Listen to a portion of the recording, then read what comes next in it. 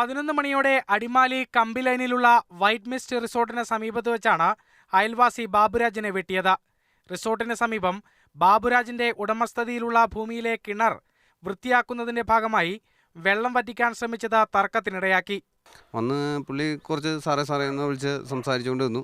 അത് കഴിഞ്ഞ് പുള്ളി തെറി പറഞ്ഞു. പിന്നെയും സാറേന്ന് ബാബുരാജ് സാറേന്ന് തന്നെ വിളിച്ചുകൊണ്ട് വന്ന് കഴിഞ്ഞ് പുള്ളി വീട്ടിൽ പോയി വാക്കത്തി എടുത്തുകൊണ്ട് വന്ന് പുള്ളി ഇവിടെ ഈ എക്കടയിലാണ് വെച്ചുകൊണ്ട് വന്നത്.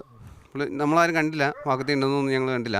അത് കഴിഞ്ഞ് വന്നിട്ട് ഇവിടെ പുള്ളി സാറ് ഇതെവിടെ നിൽക്കുമായിരുന്നു, തെങ്ങേച്ചാരി നിൽക്കുമായിരുന്നു.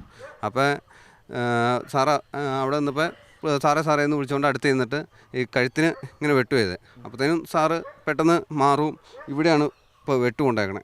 നെഞ്ചിൽ വെട്ടേറ്റ ബാബുരാജിന് അടിമാലിയിലെ സ്വകാര്യ ആശുപത്രിയിൽ പ്രഥമ ശുശ്രൂഷ നൽകിയ ശേഷം എറണാകുളത്തെ രാജഗിരി ആശുപത്രിയിലേക്ക് കൊണ്ടുപോയി.